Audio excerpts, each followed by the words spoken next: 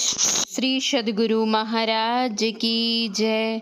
महर्षि में ही सत्संग सुधा सागर से गुरु महाराज का प्रवचन। काम करते हुए भी भजन करो।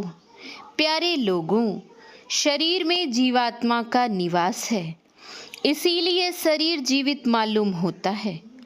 शरीर जड़ है अर्थात ज्ञानहीन पदार्थ है और जीवात्मा चेतन अर्थात ज्ञानमय पदार्थ है। दोनों का संग ऐसा है कि साधारणतः इसको कोई भिन्न नहीं कर सकता। शरीर में रहने का जीवन थोड़ा है और शरीर छोड़ने के बाद का जीवन अनंत है, क्योंकि जीवात्मा अविनाशी है। अनंत जीवन बहुत जीवन है, एक शरीर का जीवन बहुत कम है। अवश्य ही वर्तमान शरीर के बाद के जीवन में स्थूल शरीर अनेक हो सकते हैं, शरीर बहुत हो सकते हैं। उन जन्म मरणशील जीवन को जोड़ो तो बहुत है। इस शरीर से छूटने पर केवल जीवात्मा नहीं रहता, वह तीन जड़ शरीरों के अंदर रहता है। बारंबार जन्मने मरने में केवल स्थूल शरीर छूटता है और तीन शरीर रह जाते हैं। इन तीनों शरीरों में रहने का जीवन बहुत है। इन्हीं शरीरों में रहते हुए स्वर्गादि परलोक का भोग होता है। वहाँ के भोग के समाप्त होने पर फिर कर्मानुसार किसी के यहाँ जन्म लेता है, लेकिन यह चक्र कब तक चलता रहेगा कोई ठिकाना नहीं। इतना ठिकाना है कि जब तक शरीर और संसार से छुटकारा नहीं हो जाए, मुक्ति नहीं प्राप्त कर ले, तब तक लगा रहेगा। सबसे उत्तम जीवन यही है कि किसी शरीर में नहीं रहना। किसी शरीर में रहना पुण्य के अनुकूल स्वर्ग आदि में रहो, फिर वहाँ से नीचे गिरो। यह जीवन कोई अच्छा जीवन नहीं है। हम लोग वर्तमान शरीर में हैं, इसमें कितने दिन रहेंगे ठिकाना नहीं। उस अनंत जीवन के समक्ष यह जीवन अत्यंत स्वल्प है। लोग दुख में एक सेकंड के लिए रहना नहीं चाहते। सुख की ओर दौड़ता हुआ, दुख से भागता हुआ यह जीव चलता है, किंतु जो सुख यह चाहता है वह कहीं नहीं मिलता। साधु संत लोग कहते हैं कि थोड़े से जीवन के लिए तुम दौड़े दौड़े फिरते हो और डरते हो कि आज यह काम नहीं किया जाएगा तो यह हानि होगी। डर के मारे ठीक ठीक नौकरी, वाणिज्य, व्यापार, खेती आदि करते रहते हो। ऐसा नहीं करो तो कोई हर्ज नहीं। बहुत धनी आदमी भी धन को संभालने और बढ़ाने में रहता है। धन के संभालने और बढ़ाने में भी कष्ट होता है। गरीब आदमी देखता है कि आज खाने के लिए है, कल के लिए यत्न नहीं करो तो क्या खाओगे। उससे विशेष जो कृषक हैं, सोचते हैं कि इस साल के लिए खाने को है, आगे वर्ष क्या खाएंगे, इस डर के मारे खेती करते हैं। तो एक शरीर के जीवन के लिए डरते हो और काम करते हो, और इसके लिए नहीं डरते कि इस शरीर के जीवन के बाद का जो जीवन है उससे क्या होगा। चाहिए कि ऐसा काम करो कि शरीर छोड़ने के बाद भी तुम सुखी रहो। इसके लिए क्या करना होगा? ईश्वर का नाम जपो। इसी को कबीर साहब ने कहा है, निधड़क बैठा नाम बीनू, चेती न करे पुकार। यह तन जल का बुद बुदा, बिन सत नाही बार। यदि समझ लो तो फिर आज कल के लिए बहाना नहीं करो कि आज नहीं कल करूँगा, क्योंकि गुरु नानक देव जी ने कहा है, नह बालक नह यौवने नहीं बिरधि कछु बंध, वह अवसर नहीं जानिए जब आए पड़े जमफंद। अनंत जीवन में दुखी ना हो, इसके लिए ईश्वर का नाम भजन करो। आजकल करते हुए समय बर्बाद मत करो, बल्कि काल करे सो आज कर, आज करे सो अब, पल में परलय होएगा, बहुरी करेगा कब।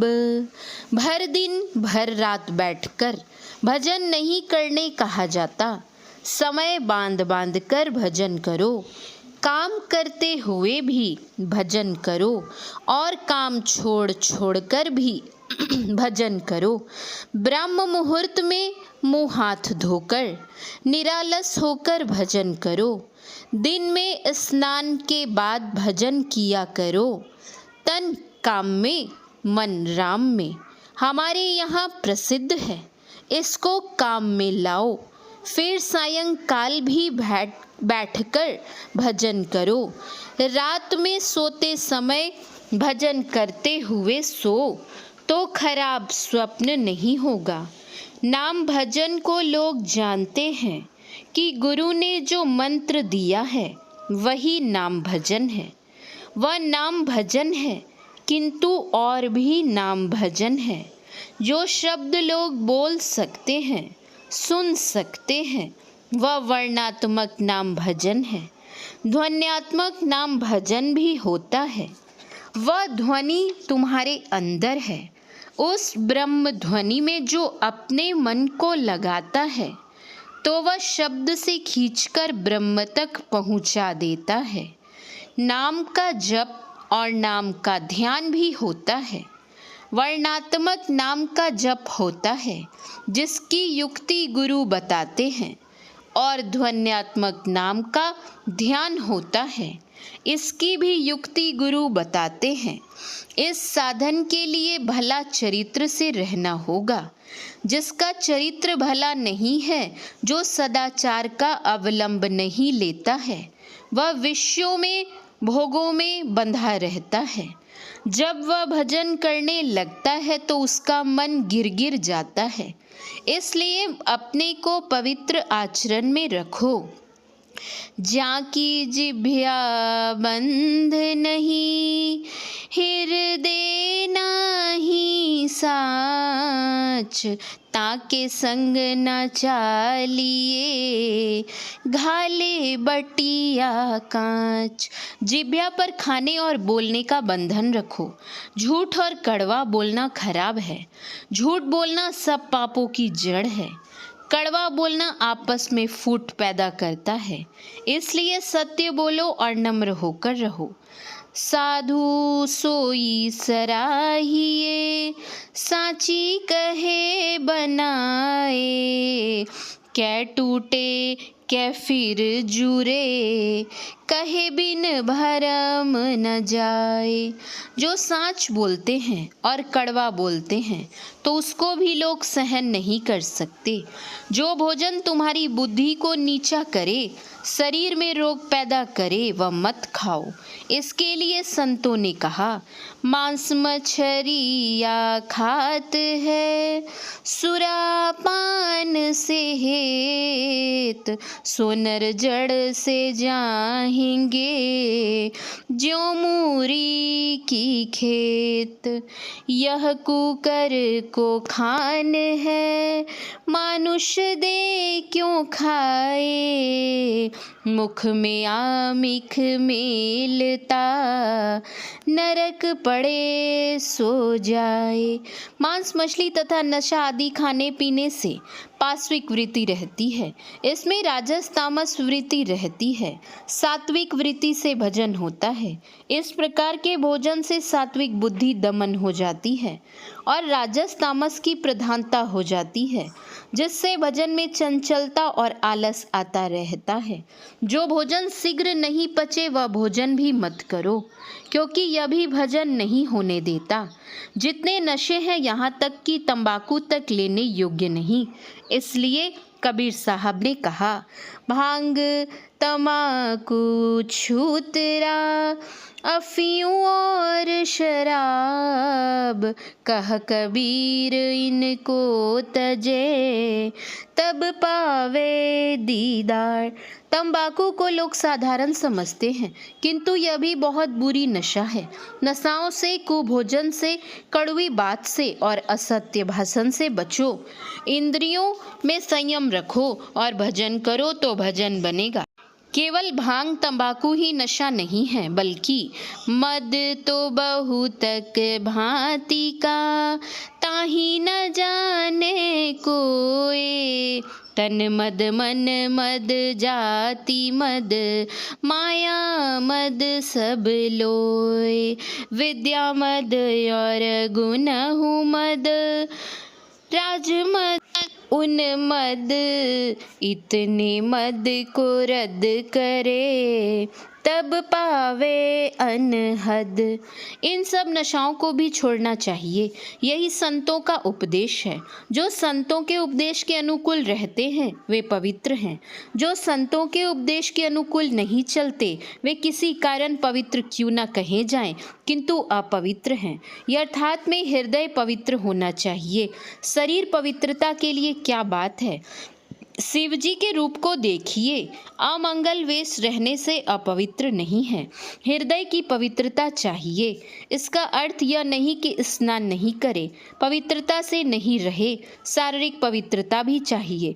झूठ सब पापों का झोरा है। सत्य बोलने वाले का झूठ का झोरा जल जाता है। जो सत्य बोलता है उससे कोई पाप नहीं हो सकता है। सच बोलने की जिसकी प्रतिज्ञा रहेगी वह चोरी नहीं करेगा, कोई पाप नहीं करेगा। चोरी करने से झूठ बोलकर छिपाता है। सत्य बोलो तो चोरी भी छूट जाएगी। हिंसा मत करो, हिंसा करोगे तो क्या होगा। संत कबीर साहब ने कहा, कहता हूँ कही जात हूँ, कहा जो मान हमार। जाका गर तू काटी हो, सो फिर काट तुहार। कर्मफल किसी को नहीं छोड़ता। श्री राम सीता वन गए। वे गंगा नदी के किनारे ठहरे। पत्तों के बिछौना पर श्री सीताराम लेटे थे और लक्ष्मण पहरा दे रहे थे। वहाँ गु निषाद भी बैठा और कहा कि कैकई ने इनको बहुत दुख दिया। तब लक्ष्मण जी ने कहा कि काहू न को सुख दुख कर दाता, निज कृत कर्म भोग सुनु भ्राता। युधिष्ठिर को थोड़ा सा झूठ बोलने का फल भी मिला, यद्यपि वह भगवान के समक्ष और उनकी प्रेरणा से बोला था। भगवान श्री कृष्ण को भी व्याधा ने तीर से मारा, यह भी कर्म फल ही था। इसलिए हिंसा से बचो, व्यभिचार मत करो। पर पुरुष गामिनी स्त्री व्यभिचारिणी है और पर स्त्रीगामी पुरुष व्यभिचारी है। इन पंच पापों से बचो। एक ईश्वर पर विश्वास करो, उनका पूरा भरोसा करो। उनकी प्राप्ति पहले अपने अंदर होगी, फिर सर्वत्र। ध्यान करो, सत्संग करो और गुरु की सेवा करो। पहले कहे पंच निषेध कर्मों को नहीं करो और पीछे कहे पंच विधि कर्मों को करो। यही विधि निषेधमय कलिमल हरणी कर्म कथा रविनंदनी बरनी है। इस तरह अपने जीवन को बिताने पर मुक्ति मिलेगी। मुक्ति होने से स्वयं मालूम होगा कि मुक्ति मेरी हो गई, जैसे भोजन करने से स्वयं मालूम होता है कि पेट भर गया। जो जीवन मुक्ति प्राप्त कर लेता है, मरने पर उसे विदेह मुक्ति हो जाती है। यदि मुक्ति नहीं हुई हो तो भगवान श्री कृष्ण के कहे अनुकूल बहुत वर्षों तक स्वर्ग आदि का भोग करके इस संसार में किसी पवित्र श्रीमान के घर में जन्म लेगा अथवा योगियों के कुल में ही जन्म लेगा। इस प्रकार का जन्म इस लोक में बहुत दुर्लभ है। फिर वह पूर्व जन्म के संस्कार से प्रेरित होकर साधन भजन करेगा और अनेक जन्मों के बाद मुक्ति को प्राप्त कर लेगा। यह कभी नहीं भूलना चाहिए, सदा याद रखना चाहिए कि सदाचार के धरातल पर भजन रूप मकान बनता है। श्री सद्गुरु महाराज की जय। यह प्रवचन रविदास सत्संगियों के संत मत सत्संग मंदिर सिकंदरपुर भागलपुर में दिनांक 18/3/1955 ईस्वी के सत्संग में हुआ था। श्री सद्गुरु महाराज की जय। श्री सद्गुरु महाराज की जय। श्री सद्गुरु महाराज की जय।